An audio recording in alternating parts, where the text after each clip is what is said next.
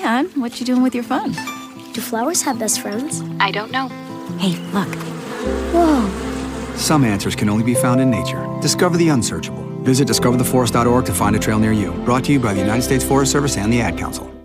I'm Dr. Wendy Walsh, host of the podcast Mating Matters. I believe nearly every human behavior is motivated by a desire for love. I love the romantic endings. I believe in happy endings. Sex. Sometimes find myself looking for reasons to have sex. Or to hedge your reproductive odds. I've always been very active. In Mating Matters, we explore how our ancient brains are interacting with the modern world. Listen to Mating Matters on the iHeartRadio app, Apple Podcasts, or wherever you listen to your podcasts. For the week of Thursday, June 4th, America has moved from one national crisis to another. But while COVID-19 struck the nation quickly and arguably caught many of us off guard, the uprisings happening across the country this week are the result of long-simmering and long-ignored issues of racial injustice. This new crisis is, in fact, an old one as well, one that many of us have seen coming for years, and many would also argue is long overdue. I'm Clay Aiken. This week, Politicon has assembled a very special panel of 4 returning guests for a discussion the nation desperately needs to hear. Sir Michael Singleton is a political strategist and writer who worked on the presidential campaigns of Newt Gingrich and Mitt Romney. Touré is a TV host and a writer for almost every major news publication in America. Amy Holmes is a conservative commentator and writer and host for Die Weltwoche. Michael Steele is the former lieutenant governor of the state of Maryland and the former chairman of the Republican National Committee. This week, a sober and thoughtful discussion, answers to some very difficult questions, and a real effort to find out how the heck are we going to get along. Thank you all for being here this week. It has been quite a heavy week, I think, for all of us to watch what's been going on in our country. And it's interesting because last week's episode, we had a discussion that only touched for a very brief moment on George Floyd, and it did turn into this really heated, almost argument about race and the role of race in this current administration, and it kind of turned into such an argument that we made a very concerted effort this week to invite the 4 of you back, because we want to turn the volume down a little bit, and we want to listen to what this country probably has needed to listen to for 60 years and clearly not done a good job on. But the hope with this panel, and I think what I'm excited about tonight, is the fact that we are going to be able to kind of have a discussion that has disagreements without arguing, and really hopefully get to the meat of some of these issues that are facing us all right now. And instead of really even asking a question, I kind of just want to throw the conversation over to, we'll start with Touré. You're right, in Brooklyn, and I think you were out earlier tonight, Wednesday night, protesting. And just give us an idea of what's going on in New York right now, and why you were saying it's so important for you to be able to be a part of what's happening in your city. Yeah, there's protests going on all over New York. I was at the Barclays Center. There weren't that many people there at 6 p.m. when I got there, and then a huge group came up that had been marching up from Bay Ridge, and suddenly it was a couple thousand people. And I just saw on Twitter that they're now marching up Flatbush Avenue.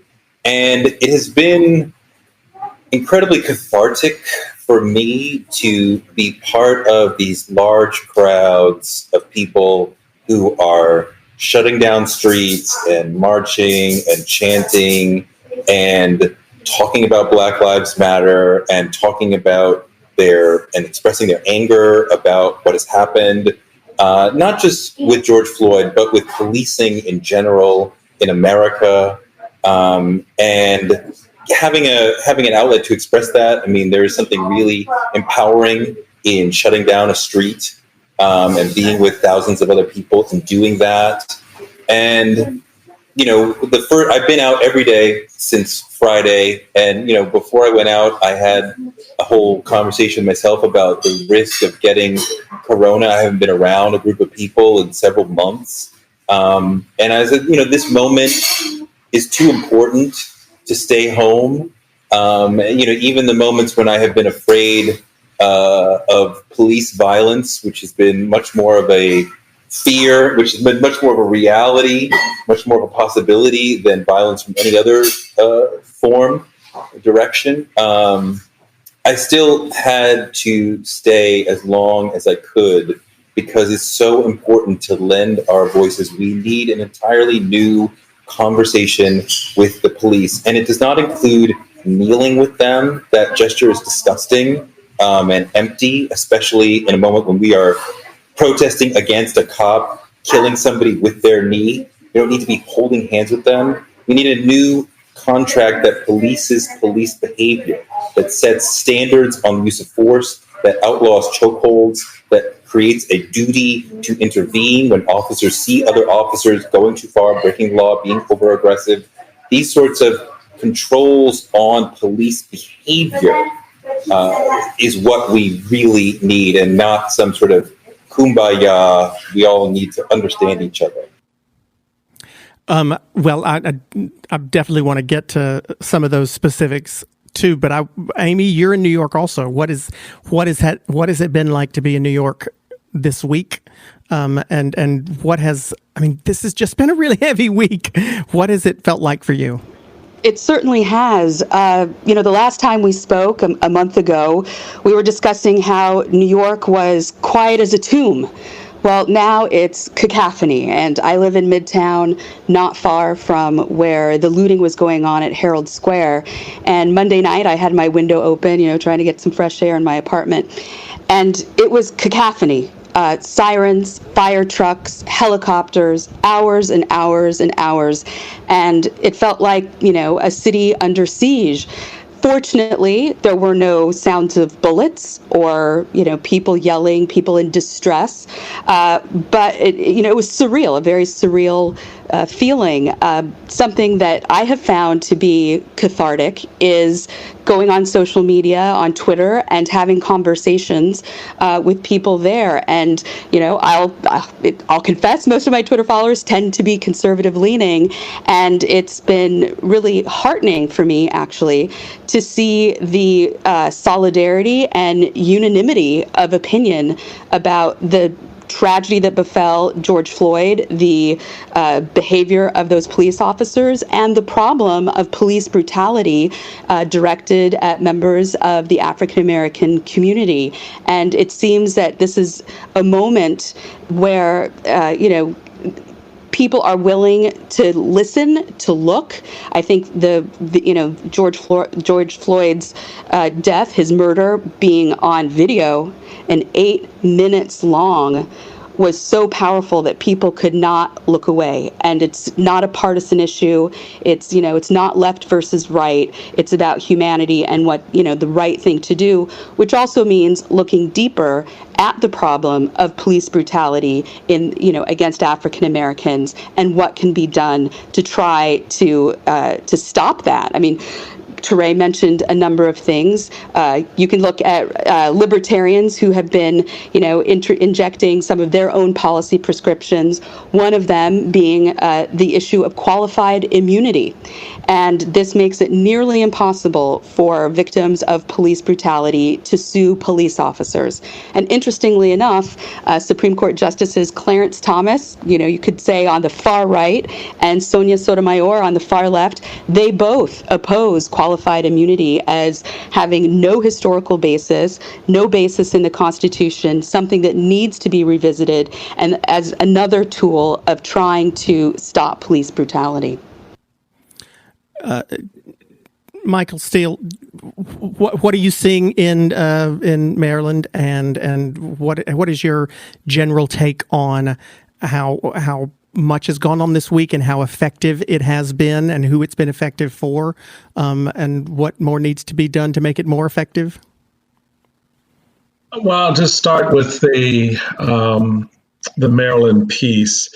Certainly, Freddie Gray is deeply rooted in memory here, and I remember just a few days ago someone saying they were surprised at the the lack of sort of volatile response from the city of Baltimore. And my response was because they've been in that room before and they know it well.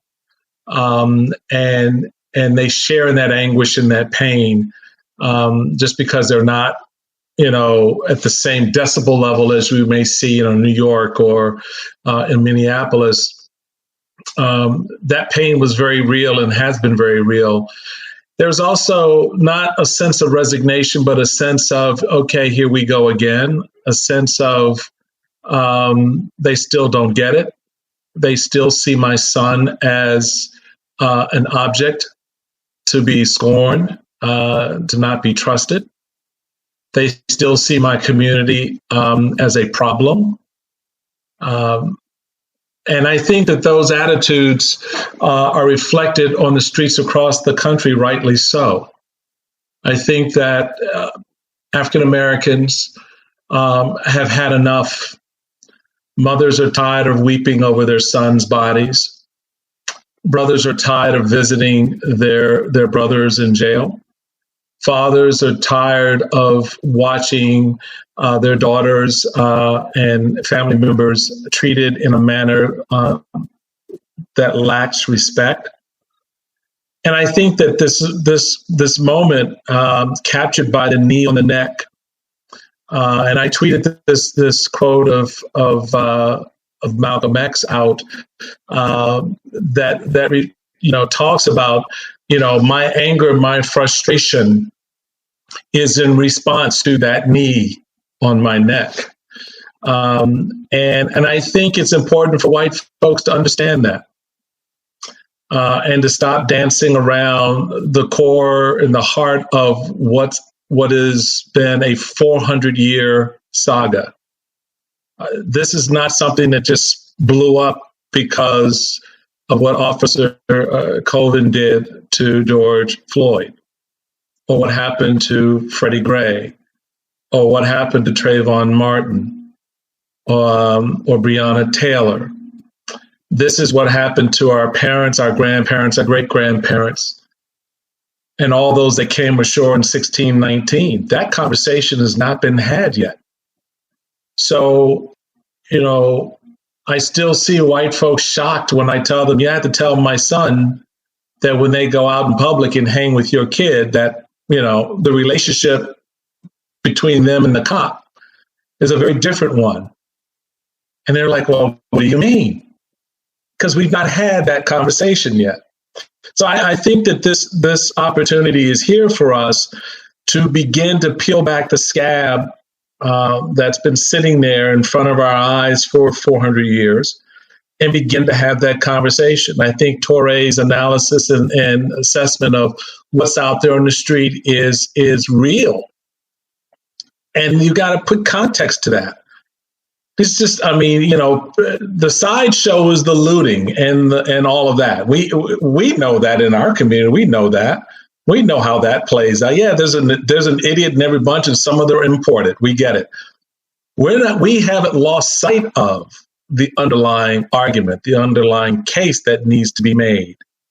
And we don't want folks to get distracted from that. So I think, from Baltimore to Minneapolis, from Minneapolis to New York, from New York to Las Vegas, Nevada, wherever these things occur, the community says the same thing. Are you ready to talk about this now? Sure, Michael. Yeah, Clay, I think as a young African-American male, this is something that I think about often. And it's interesting about this. I still have one great-grandparent still alive, my great-grandmother, who's almost 100 years old. And her and I spoke about this a week ago. And she said something that was very unique to me. And she said, I've almost lived a century. I've seen the first black president. I've seen a lot of amazing things.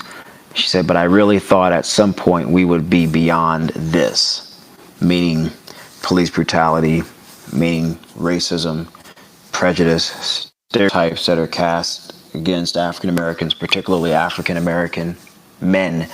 And I thought about what she said for days. I mean, it just kept going over and over in my head. And I thought about Dr. King. I went to Morehouse, and I thought about one of his speeches where he spoke about the country living up to its highest ideals.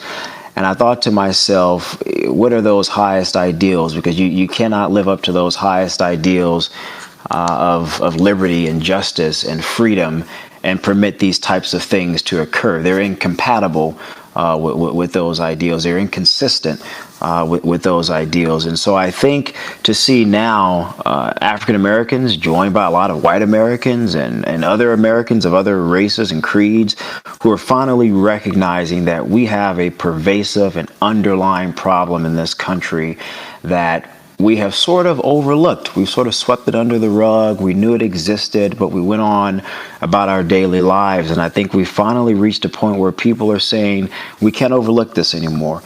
We refuse to overlook this anymore. And we want to stare this ugliness in the mirror directly and face it. And I think that may be uncomfortable for a lot of people. I mean, I think that the highest form of reflection is self-reflection. And that is because it forces you to look at yourself and admit all of your flaws. It forces you to look at yourself and recognize we've gotten a lot of things wrong for a very, very long time. But the question is, once you recognize that, once you realize that, what are you going to do to fix it? And when I've been listening to a lot of the protesters, so many of my friends who are around my age have been protesting. Some of them are actually leaders in certain places, organizing individuals. And I've seen some of their videos, and I've been a part of some of the text changes. And it's more than just a protesting. That's just a part of the story that's not being told. People are actually saying these are the steps that we want to see take place. A qualified immunity was mentioned. That is one such thing that people want to see changed.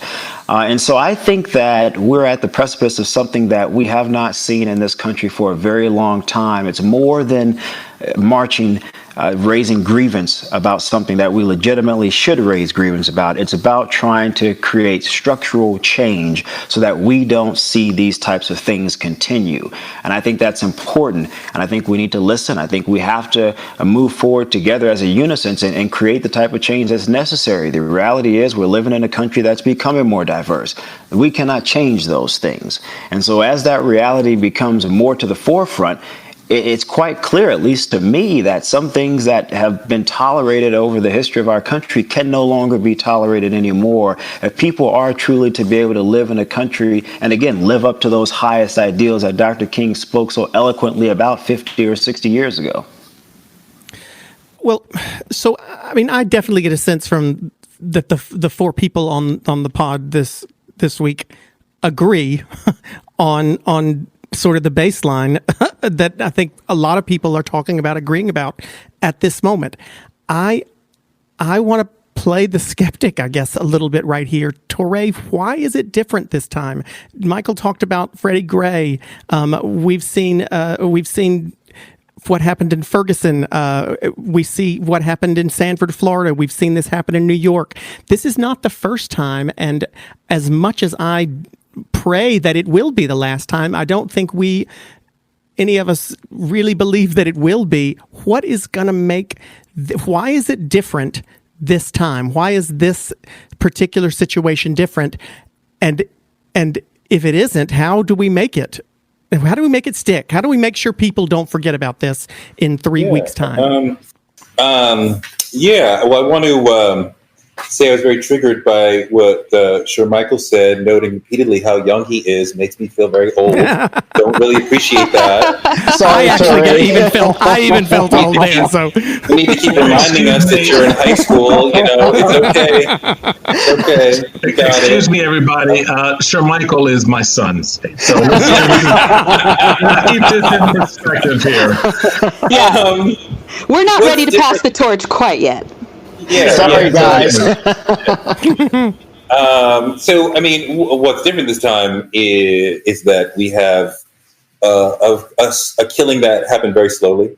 When you have killings that happen rapidly, I think it has a different impact on people. And the slowness and the clarity of the video of it and the the look of indifference to life on the face of the officer with his hands in his pockets, not caring as people nearby said, "You are killing him," all of that resonated very deeply. And it resonated deeply in me. And then I saw Minneapolis is burning for a second night. Here goes the rest of the country. Here goes the rest of the world. Paris is freaking out, right? Paris, right? So the world is yelling back right now. So this one is louder and larger. And I've had that moment of despair of like, is this just going to be another name on a t-shirt? I remember, I think the third day, Oakland talked about, we're going to Oscar Grant Park to protest. And I was like, Jesus, like, you know, we're going to the park named for the last one to protest this one. And in the future, we'll be going to George Floyd Park or George Floyd Street to protest the next one. You know, there is, you know, perhaps because we're in an election year, perhaps because the volume on this is so loud, there may be some differences. I would not be surprised if we see a sort of national, and it has to go piecemeal because most police forces are local, but a sort of national ban on chokeholds and strangleholds. I would not be surprised if that comes out of this because it is so clearly at the heart of this moment. It's so easy to do. It's something that even Bill Bratton was on MSNBC saying, like, I didn't realize that we still were able to do this. I don't believe him, but he's saying, like, you know, why are we doing this? A third of the major police departments ban chokeholds. New York City is one that does not.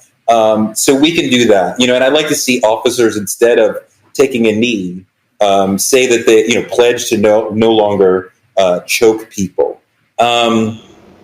You know, will there be a difference out of this situation? I hope so. I can't promise you that there will. I hear Joe Biden saying, you know, systemic racism, use of force, you know, reforming police departments, you know, the sort of consent decrees that the Obama DOJ had out on many police departments, that sort of thing makes a difference when the feds go into a department and make changes within it.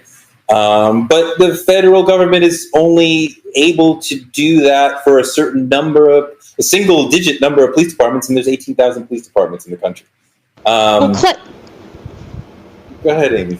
Oh, sorry. I was going to say, Clay, you were mentioning that you're fearful that we'll see this again.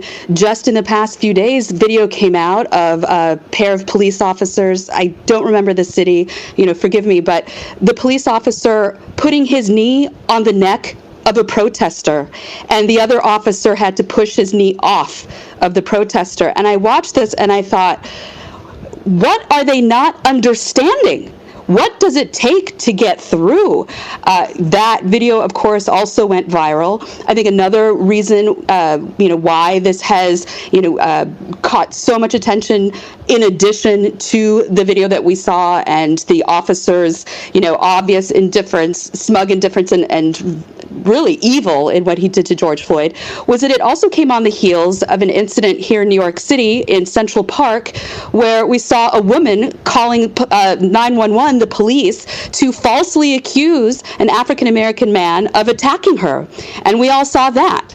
So I think these things, just in the past few weeks, they accumulated. And then when the George Floyd video hit, it was, absolute frustration, certainly on the minds of African-Americans, but other Americans of other races got to see that this violence against African-American men in our cities runs the gamut, from citizens falsely accusing them of brutality to police, committing brutality.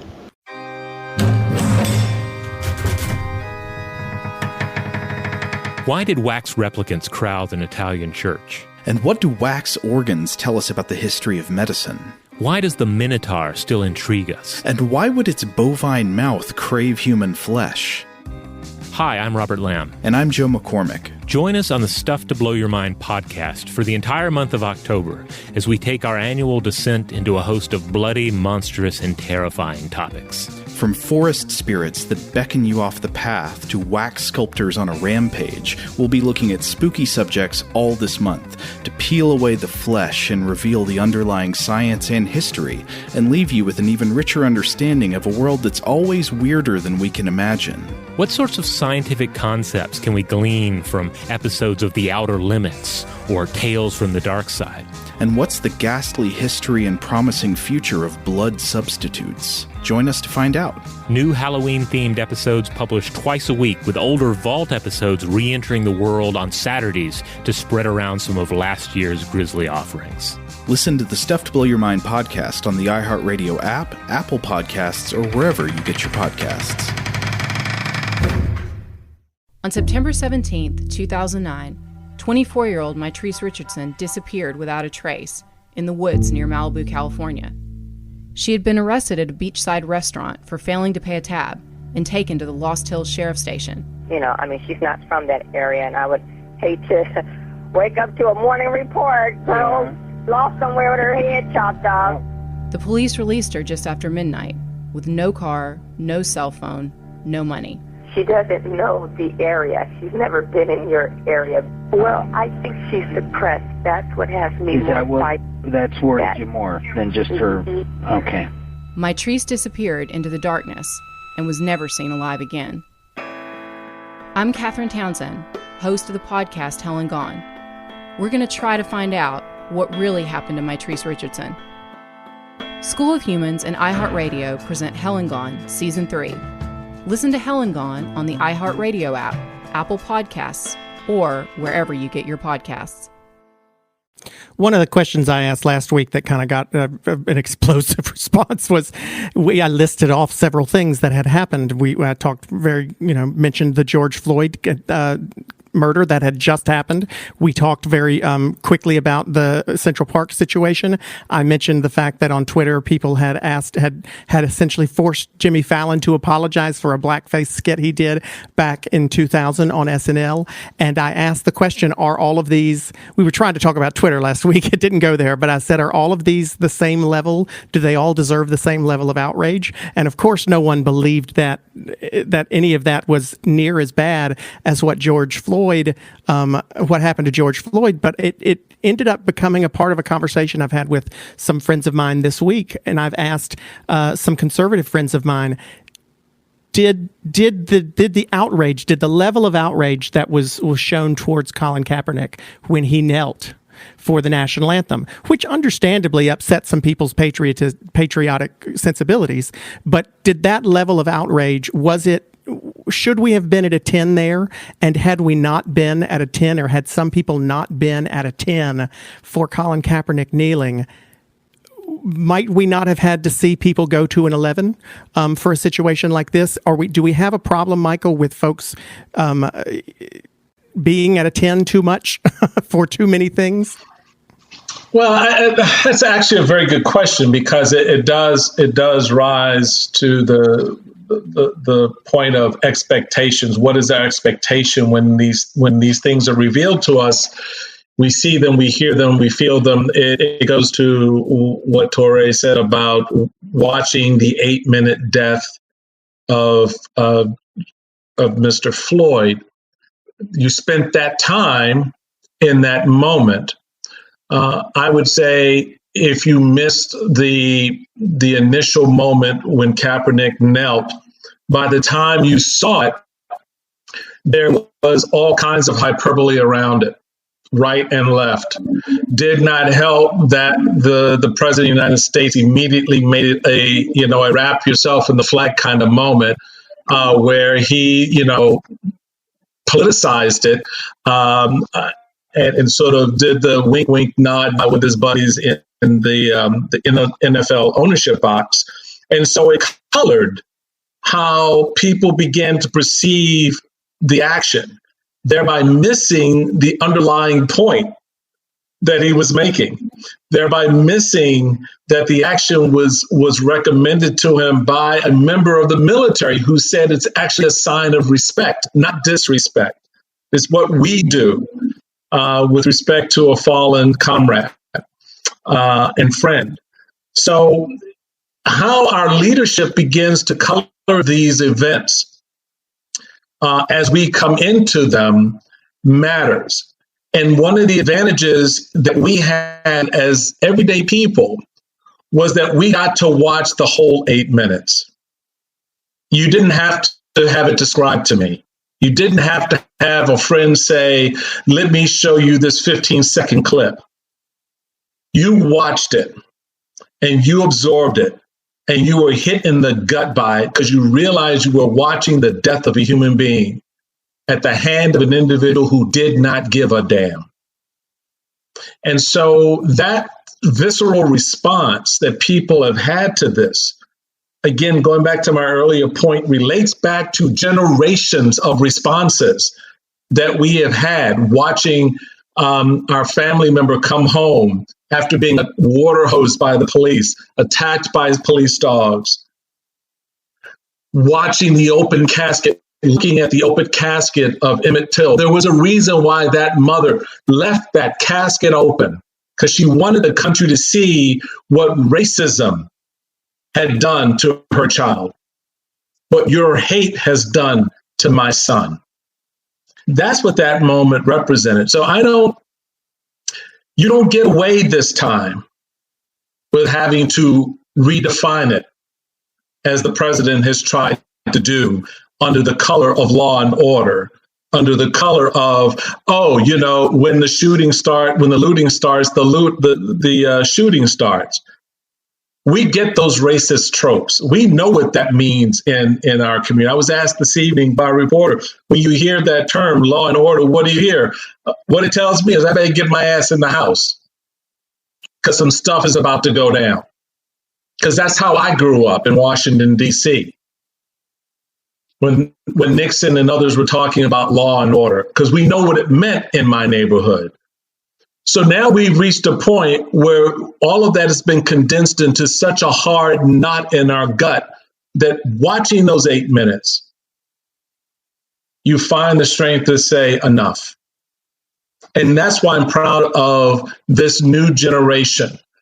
They've stepped into this moment and they've said, without all of that other baggage, without all of the other explanations and the promises to fix this and the promises to do that, they're now demanding something that is going to hold not just police, but the country accountable. And that is what's going to be interesting to see in the next moment succeeding or after we bury Mr. Floyd. Sure, Michael, why are there still people who don't want to believe or admit that there is a systemic problem of racial injustices within our criminal justice system? I mean, Rush Limbaugh went on Charlemagne the God show this week and straight up denied the fact that there was systemic injustice and racial injustice in the criminal justice department. Who are those people? Why are they not willing to see it? And is there any hope in changing their minds at all? I mean, why don't they want to see it? I mean, I don't even know if I can answer that, to be honest, right? Because I think candor would oblige even the most casual of spectators who may not be as knowledgeable on the Black experience to acknowledge what has occurred in our country's history, what continues to occur is shameful. It's blatantly inexcusable, and it can't be consistent with the type of country we purport to want to be. And so for people who shamefully decry that these things just don't exist, I think they're being willfully ignorant. I think they're being primitive at best. I think they're obviously purposely trying to not acknowledge and admit what is before their very eyes. And I don't think you can ever change those people's minds. And I don't think we should, this is, God, maybe horrible to say, I don't think we should waste our time trying to change those people's minds. I don't know if I don't know if I disagree. I grew up in the South. I've seen racism.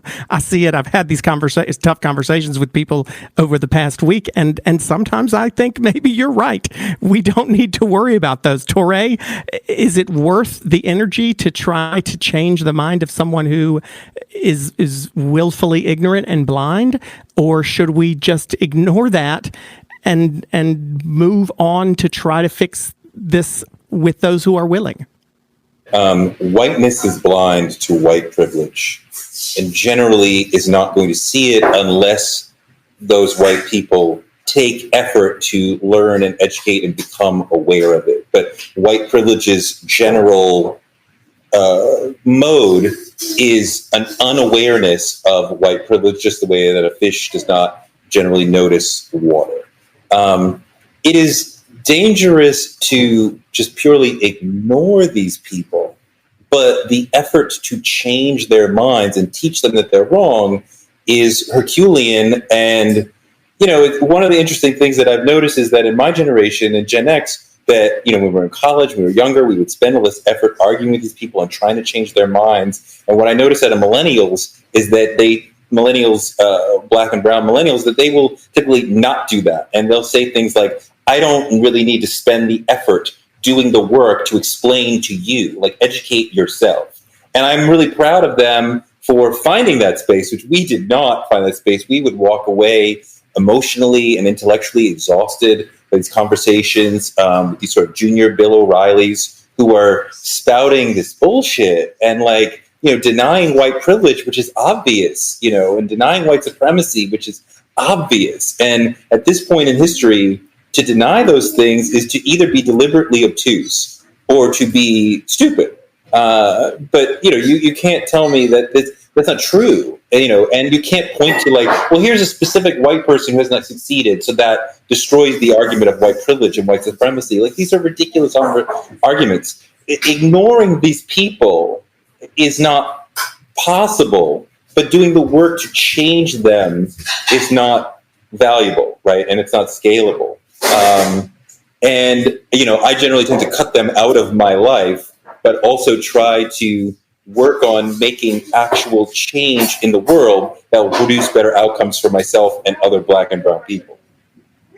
Hey, Clay, can I jump in on both those points to address first the Rush piece?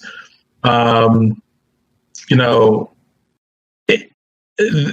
level of baldness to go on Charlemagne the God and say that goes to the heart of the white privilege argument, that ethos, whatever that is.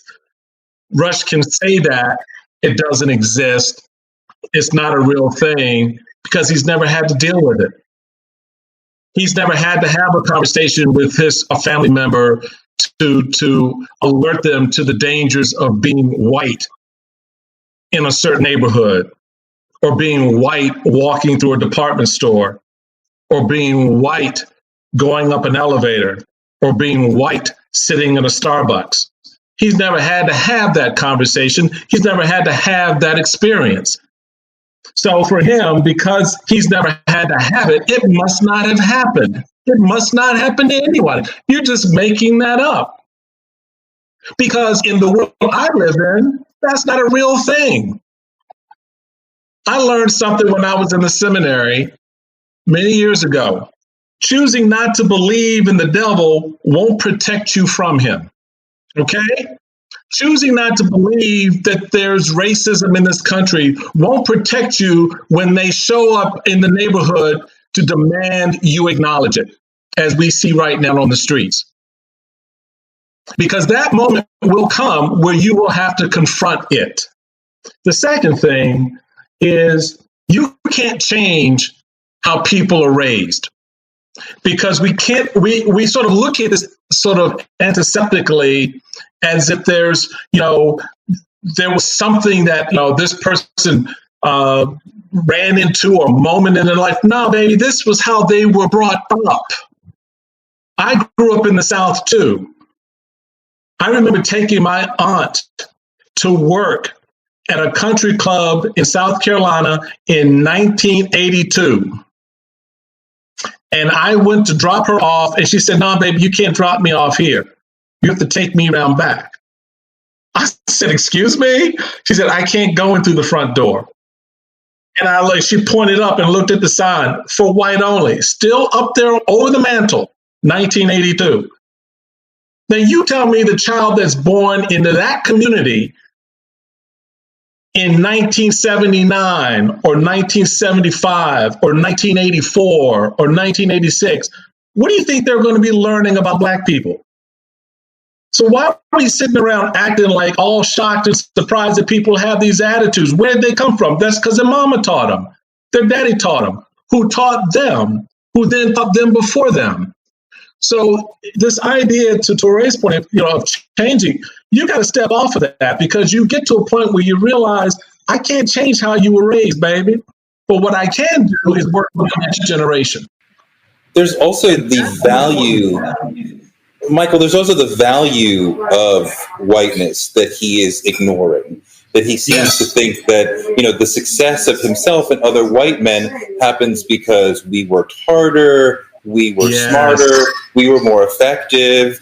Whiteness is of value to you and puts extra gasoline and battery in your pack. And to not take it, to not notice that, to not realize the reason why you own your home is partly because your grandparents were able to own their home, because the FHA gave white people loans when 95% weren't giving loans to Black and brown people. My grandparents didn't own a home, right? So now the likelihood of me owning a home is less. My grandparents went to lesser schools. Your grandparents went to better schools. These advantages transfer through generations. But it's easy to not notice it. And part of what you get from the right-wing rhetoric of the Sean Hannitys and the Bill O'Reillys and the Rush Limbaughs is, we work hard, we pull ourselves up by the bootstraps, we don't ask anybody for help. That's what they do.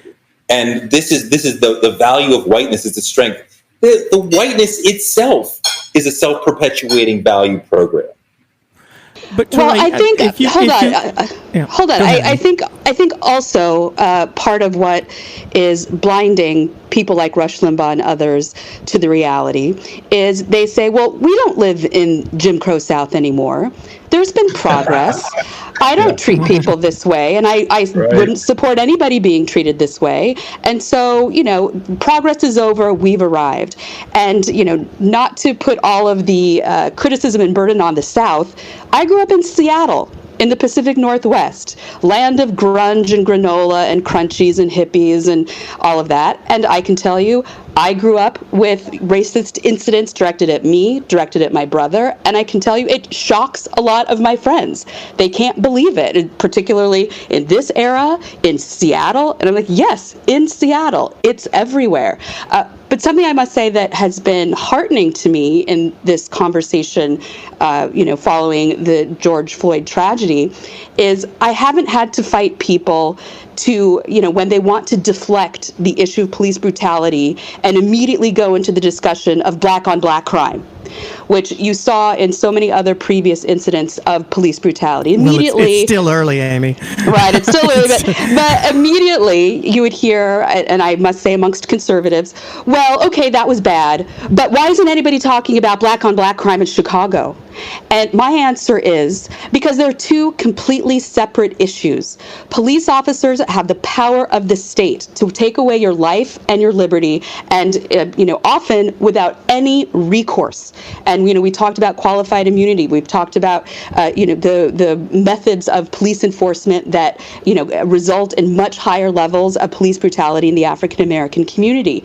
And as I've pointed out to conservative friends, if you think that police brutality against African Americans is the same thing as Black on Black crime in Chicago, that means you think that the police are nothing more than a street gang. And if you believe that, then we have much bigger problems. I've seen the police behave like a street gang this week. I have seen that with my own eyes in my own city.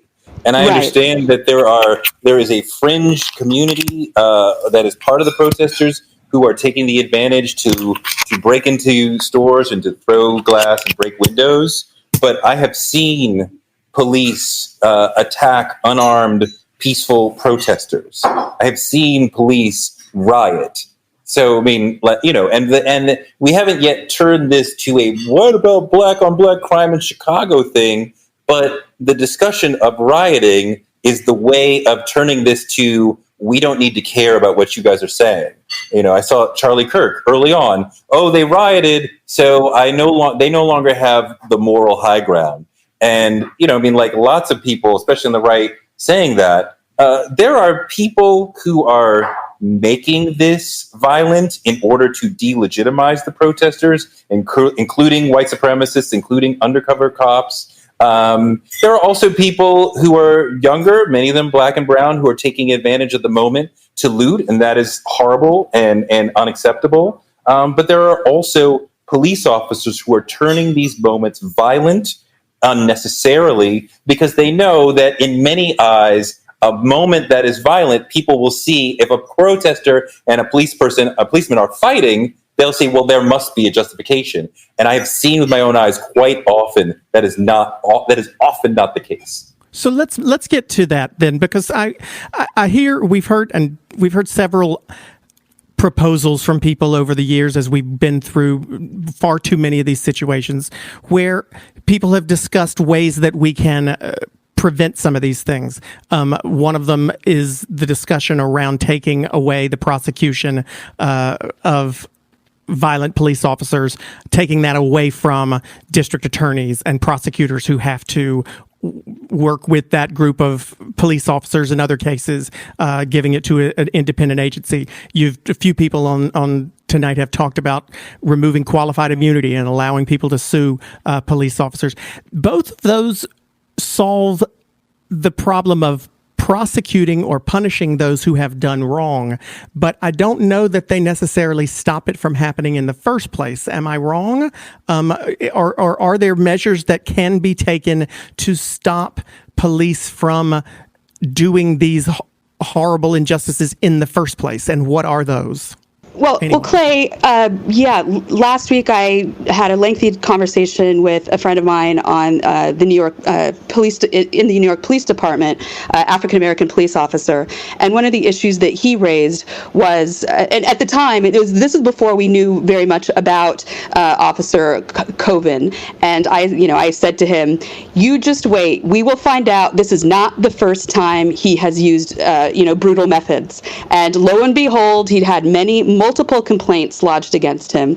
And my friend, the police officer, he said one of the big problems is that police forces don't get rid of these people. And they, after the first time should be the last time. But there are so many protections for police officers that engage in this behavior that they're let loose on the streets to keep doing it. So I think that has to be one area where we have a lot more focus. And that's a union thing. Touré, as a fellow liberal, are Democrats missing an opportunity to give here by perhaps saying this is a type of union that may not need to have as much power as some of the private sector unions? I mean, did Democrats make a mistake by stopping people like Scott Walker from diminishing the power of some of that public sector unions like police unions? Well, I mean, as far as I can tell, the police unions are the last truly powerful unions in America. And every time there is some police shooting or some horrible police behavior, we can count on the police union chief to come out and scream with veins in the side of his head about how wronged the officer was and how horrible it is for what we've done to this officer. And police unions have been a consistently negative force, detrimental force in terms of blocking us from creating real police reform. We need So can I just real quick? I'm sorry. Please. No, please. This is hysterically ironic that we're having this conversation at this moment. So on my network, just now flashed up on the screen, it says police unions calling for aggression to defend violent officers as protests continue. Well, the police union in Minneapolis, Michael, came out and tried to the police union president in Minneapolis this week came out and tried to demonize George Floyd and said everyone should. I mean, I'm not even going to repeat it. It was abhorrent, but he came out and tried to demonize the victim here. It's a typically a Republican something that Republicans want to do is diminish the power of labor unions like that. Is that not something that perhaps if Democrats gave in on, that conservatives might be able to agree with them on? Well, I look, if they keep having headlines like this and reactions and responses like the union chief in Minneapolis, it won't matter what Republicans think or anyone else. The people will take care of that. They'll get rid of that. They'll take that power away from them. Absolutely. You know how they'll take that power away from them? They'll start on electing those officials that back that crazy. Well, I mean, I'm going to get kicked out of my party for even suggesting it, probably. But I mean, one of the reasons that the contract with the city, I just learned this tonight, it blows my mind, but I did fact check it. The contract with the city of Minneapolis that the police union has requires that the police officer be given a readout of the event, of what took place, and then be given 2 days before they're even questioned about what happened. So one of the reasons that 2 days to get their stories together. 2 days to get their stories together. I mean, listen, I'm gonna get stoned here by fellow progressives for even suggesting that unions should be perhaps are part of the problem. But Lord, come on now, 2 days, what? I mean, no, of course, this union is part of the problem. Look, part of the issue is that the expenditure for police is generally the largest expenditure that any municipality has, and they have extremely large pensions. So they have an extraordinary amount of power. And part of what happens is that when you're a police running for the head of the police union, the police are voting on who is the head of the union. And you're not going to lose by saying, I will defend every single one of you no matter what you do. So it's not really a left-right issue in this situation in terms of standing against this union to try to produce better outcomes for the citizens of a city. We have given the police too much power in terms of the way the unions, the prosecutors, and the mayors function to protect them. And we need to reel back some of the power. They work for us. We seem to forget that. They work for us, and we can lessen the amount of power they have. Sure, Michael. There is law, or there is the possibility of law to prevent unions from having power. I mean, I hate to be sticking on this point, but I guess what I'm reaching for from this conversation is some tangible things that can be fought for. And that seems, I live in a right to work state. I live in the least unionized state in the country. Teachers and public sector employees aren't allowed to unionize in the state of North Carolina. So I guess, are there not ways to actually codify some of those protections that don't allow certain protections for police officers beyond just qualified immunity? I mean, you should. I mean, when you think about it, Clay, to answer your question, I mean, it's almost as if police officers are exempt and beyond contempt. And you brought up the Republican Party, how you would presume that it would be a natural position for conservatives to take, to say that we want to minimize the influence and the power of any union, for that matter, regardless of the interest or the group that it serves. And that is not the case. And I would argue that the reason that is not the case, at least for Republicans, is because police officers, it's a big base for the Republican Party. If you look at the Fraternal Order of Police, and you look at their political contributions, they do give to a lot of conservatives who are very strong on the whole law and order message, particularly those in the South. And so if you're talking about this from a policy perspective, and how do you create policy that doesn't create a paradox, I think you have to look at the Republican Party probably more so than the Democratic Party. And that would mean you would have to have structural changes where you're changing out elected officials who don't feel that they have such a tie to the unions or such a tie to law enforcement, where they would be then willing to say, we are going to pass legislation at the local level, at the state level, and perhaps even at the federal level, where we're going to say that we need more transparency, we're going to decrease the level of power that unions have. And I think there are various mechanisms that the federal government, state governments, or local governments could do to enforce that. You could decrease budgeting. You could decrease the length of contracts. I mean, there are a whole lot of different ways, just throwing out ideas that I think that legislators could potentially consider and debate to make this process more transparent. So in turn, when officers do act badly, they can immediately be replaced. And number two, we want to make sure that we're just not hiring crappy officers to begin with. One thing that we need to have is, and criminologists talk about this, a national database of fired officers. Because it is far too easy to make a huge mistake on the job, and go to another police department.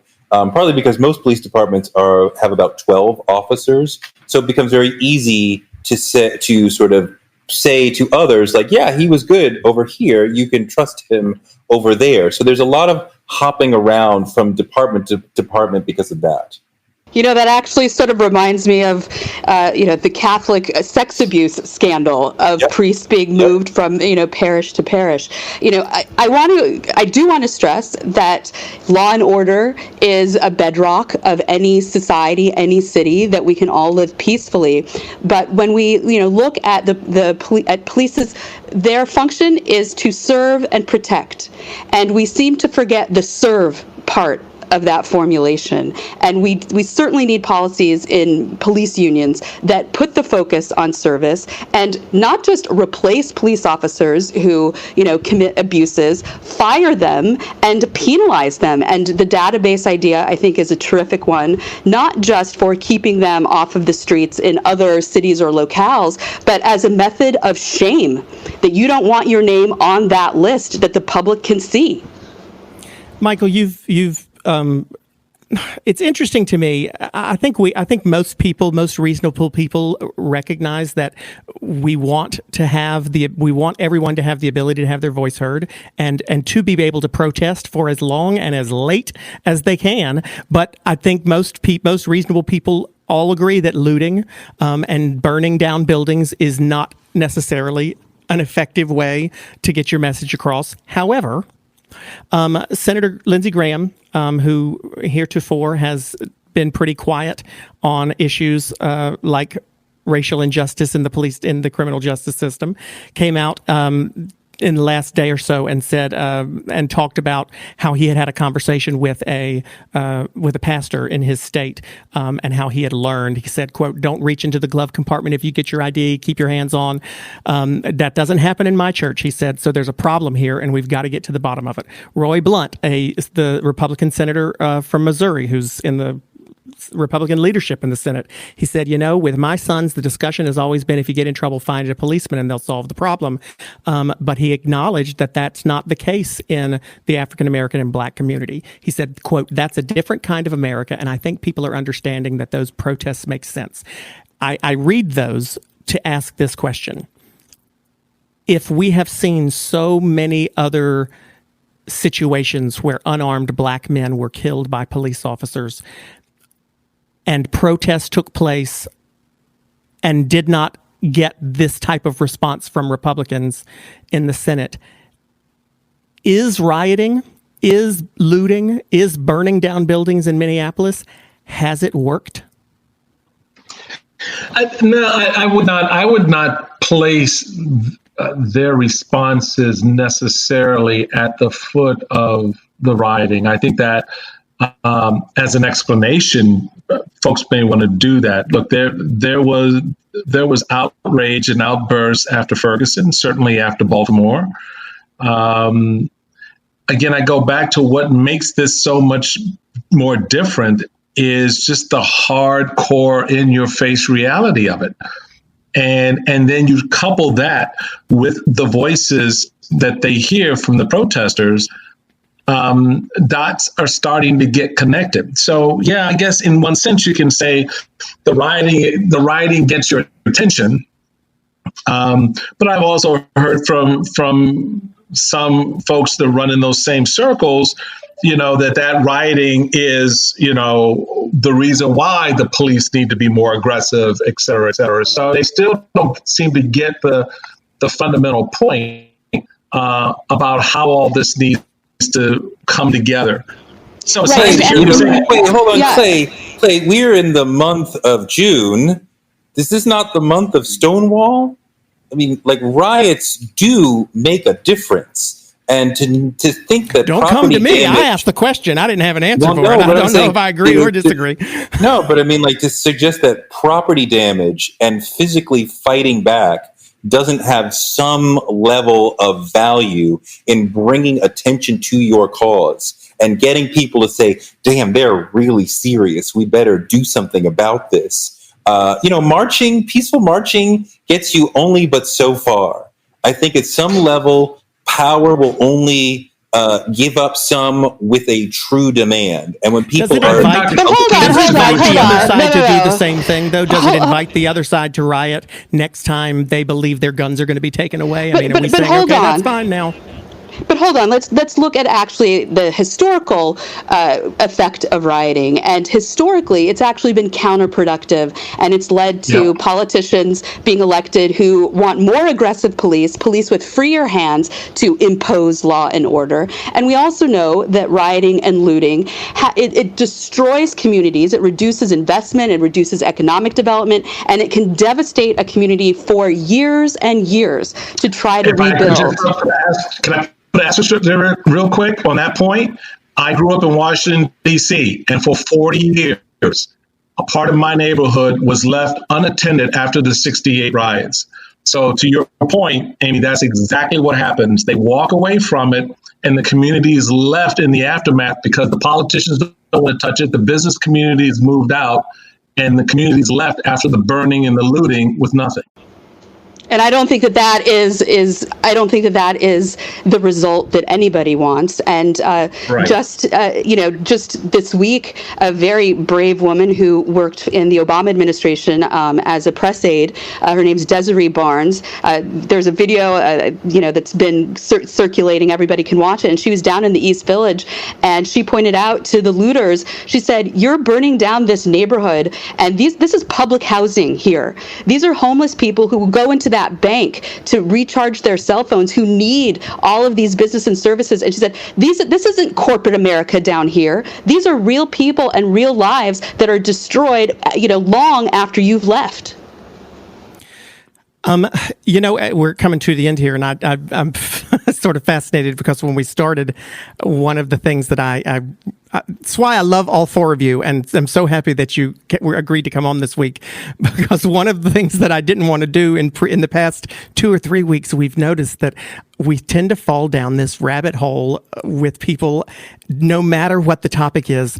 The subject always turns to President Trump, and one side saying he's perfect and one side saying he's horrible. And I said before we started recording, I said, I just want to make sure that we don't focus the entire time on President Trump, because this problem was here before President Trump, and it will be here after President Trump. And I want to make sure that the conversation is able to discuss the problem itself without having to make it about President Trump. So God bless. I love the four of you because we didn't do that, but I do want to take a second to actually bring it to him myself, which is rare. And just as we're starting to wrap up here, discuss his role or his leadership or his lack of leadership. And well, some people may listen. What's nice is this group is not all agreeing on everything, but everyone is. I think on this point you'll find unanimity. Actually, I mean, look, there you go. But everyone should have their moment, so let's take it. Go ahead, Torre. The president has been great at signaling to the police, and not just even signaling, to being overtly telling the police, please be violent. He has been great at signaling to white supremacists, I stand with you. And the FBI a few years ago said, we have a problem with white supremacists flowing into police departments, right? So the white supremacists in police departments are hearing from the president that it is okay to be violent. And just the president's general attack and disrespect for black bodies and his warriorship for white privilege and white supremacy sends the message that it is okay to be violent and disrespectful toward black people. He creates this whole culture. To say nothing of the very specific and horrifically disgusting tear gassing and attacking of peaceful protesters so that he could walk across the street to a church he has never visited to have a ridiculous photo op. disrespecting Americans exercising their rights. I mean, like, it's so gross. It's so sure, Michael, gross. Is that a fair assessment as you see it? I mean, look, I think Trump is not a good leader. I think he's a bad leader. But what I think he is good at doing is leading us to a bad place. And I think when I think about leadership, I think about, being a president, and you sort of assess Trump and you compare him to other presidents or just to good leaders in general. And I often think about what is he trying to accomplish? And it would appear to me that he has been rather successful at accomplishing his aims. And I don't think those aims are in the best interest of the country. I think he has a certain set of goals that he has in his mind that the people who support him wants to see.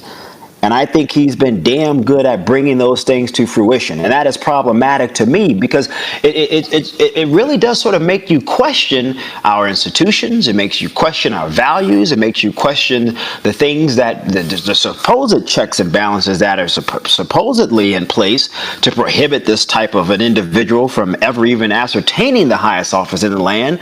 And I would argue that they've all failed. They've all failed. Michael, has he succeeded at all, perhaps, in galvanizing people in swing states or moderates into believing that if you put Democrats in charge, they will let rioters burn your cities? I mean, is that going to be a potentially effective argument for him in places like Wisconsin, Arizona, that have been leaning towards Biden, but may now be listening to his message of see what happens when you have Democrats in charge? Do you think that could be effective at all? I don't think so. Not to the degree that I think some in his orbit may hope or believe. The entire political environment has changed in the last 6 months, and it is continuing to change with each passing day since last Monday. COVID-19 reshaped the political narrative because it took down the economy, it took out jobs, and it weakened people to their knees in terms of their health. So there's that. And then, of course, the political environment that this is all taking place in, where you have the intersection of race and police and all of that. It's going to be hard for him. And that's why the law and order cry that we heard this week from the president is largely falling on deaf ears. The day afterwards, there were people who said, I really, wasn't getting behind this whole protest thing. I didn't feel that much about it. And then the president did the law and order thing, walked across Lafayette Park, and I'm here today. So it's having a different effect on people because of how we're starting to internalize all of this. And we're taking a step back from it and putting perspective on it. And I think it's going to be a harder sell to the point that both my friends just made about for the president to go out and sell something that I think more and more people are buying less and less of. I got to say, gives me hope because I'm sitting here in a very purple state, and I love my city and my state. But Raleigh, we are a boring city, and that's what's great about us. But we had a lot of trouble this weekend, and some pretty violent. We had a lot of trouble on Saturday and Sunday night, and my concern has been that there would be people in this state who saw it as a this is how progressives, this is how Democrats handle things, and therefore I'm going to move to support the law and order president. So as a Democrat, I'm very happy to hear you say that, Michael. Amy, what you think? Well, yeah, taking it out of sort of, Democrat versus Republican, President Trump's approval ratings are at an all-time low and the lowest of any first-term president in, measurable history. So his message has not been working, and And Americans have seen him, fail at his, number one job of leadership and unifying the country. And they're seeing that that is not a part of President Trump's natural DNA. His natural DNA is to find an enemy and set himself up against it. And that is precisely the wrong thing that we need right now. And in terms of swing states, Clay, there's already polling coming out finding that Joe Biden is surpassing Donald Trump in those swing states. Now it's June and anything can happen between now and November. But I think President Trump's failure in this moment has registered with a lot of voters. Okay, well, we usually do a longer quick-fire round at the end. I want to make sure I get in at least one question for each of you from our listeners because they do send them in, and I've loved this conversation and have skipped over some listeners' questions in order to do it. We'll start with Amy. Sharon from Newark asks, do you support troops on the streets during violent gatherings? I think that if a city needs to call in the National Guard, that's completely appropriate. I was disgusted when I woke up Monday morning and I saw that the Lincoln Memorial had been defaced. I mean, how historically illiterate are the vandals who did that? So in terms of protecting Washington, D.C., I would support the National Guard, maybe light military protecting those monuments, certainly not committing violence against our fellow citizens. But we saw today Mark Esper, the Secretary of Defense. I actually worked with him in Senator Frist's office when Senator Frist was Majority Leader. And he came out today and he said that he opposed using the military. Now, there's been some back and forth and conversations at the White House. We'll see how that all shakes out. But I think in very, limited circumstances, particularly Washington, D.C. and the monuments, that it could be appropriate. And the National Guard, certainly, if those city mayors feel that they need some reinforcement to keep the violence down.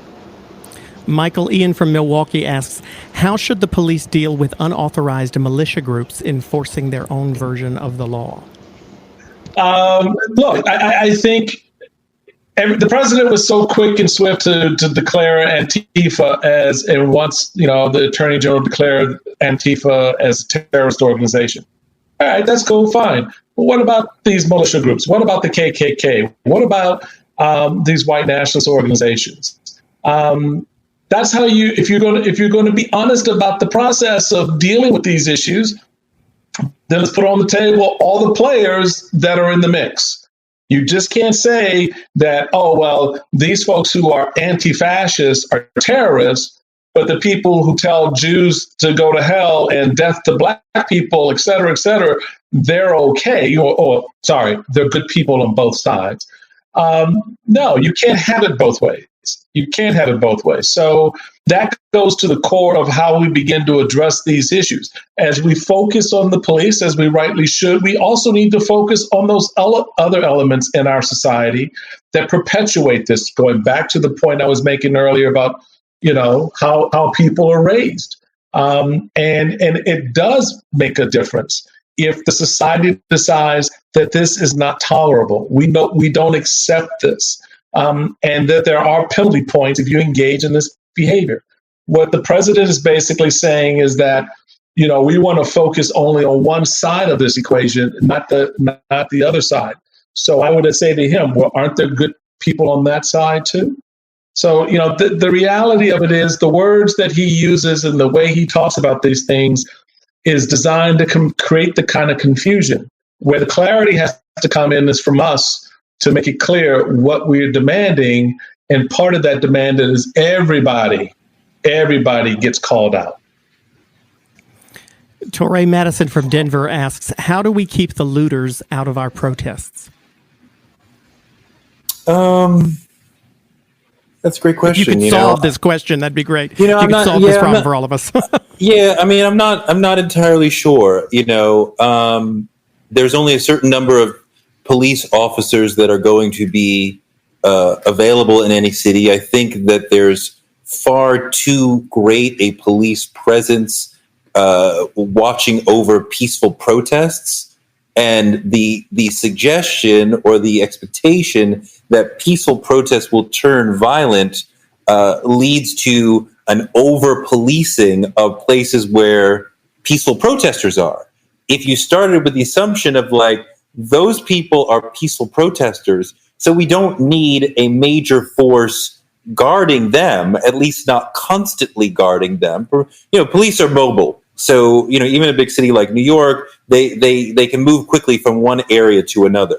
So, if a situation gets out of control, we can push a button and everyone come here to the 88th precinct or the 12th precinct or whatever. But focus the notion on those people are protesting peacefully. So we don't need, a 10-person to 1 cop ratio, right? And we can have cops be in other places guarding against looting, which is not happening because of the riot, because of the protesting. They're taking advantage of the moment of the police being stretched thin, the police resources being stretched thin.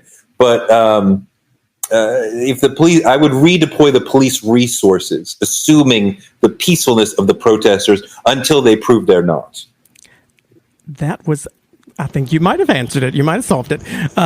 Michael Lacey from Nashville. Anonymous is back. Is that a good thing? I mean, I guess it depends on what they're going to reveal, right? I mean, I don't have any more skeletons, so I don't care. I think, look, Clay, I think anytime government and individuals of power are being held accountable by transparency, I always believe that is a good thing. I don't think democracy survives if we don't have transparency. I don't think democracy survives if you cannot challenge power structures. And you challenge those things to make them better. I don't believe you challenge them to flip the system completely upside down, and perhaps that's the conservative side of me coming out. But I don't think it's a bad thing. People should know what their leaders are doing in the dark. You've got a new podcast coming out yourself, Michael. Where can we hear that? I do. It's going to be launching next week by Ricochet. And actually, we're going to be wrapping up our last interviews tomorrow with, I think, Ben Crump and Lee Merritt to talk about this case. And so people can find it on iTunes and all of the other places. It's titled Speakeasy, and that episode should be out by the end of next Friday. Speakeasy. Oh, great. And Amy, you just did an interview with Reverend Jesse Jackson, yeah, for Die Welt Polka? Very good pronunciation, Die Welt Polka. I didn't conduct the interview, but I helped edit it and connect our magazine with Reverend Jackson. And, he, with his long history in the civil rights movement and, having lived through so many of these convulsions, he had a lot of insights, and I encourage everyone to go to Weltwoche, WELTWOCHE.ch. It's our cover story, and I think you'll find it fascinating. We'll make sure to have your social media links and all that stuff at Politicon's website and on Instagram. Same for you, Michael, too. Where can Michael Steele? We can see you on TV most every day. Where else can people follow and listen for what you have to say? Well, you can check out my podcast, the Michael Steele Podcast. Yeah, original thinking there. But it's really good. I've got a great interview coming up. I'm looking forward to it with Angela Rye to sort of deal with this intersection of society, culture, politics, and all of that. So I'm really looking forward to that coming up. And certainly on MSNBC, where I tend to hang my hat quite a bit these days, talking the latest crazy in the world. And there's plenty of it. And Touré, the Touré Show, we can also find in all those same places that people get their podcasts. What else can we look for from you? Yeah, Touré Show comes out every Wednesday and Friday. We got a great one with DeRay McKesson right now that just came out today. And we're going to have Maxine Waters coming out very soon.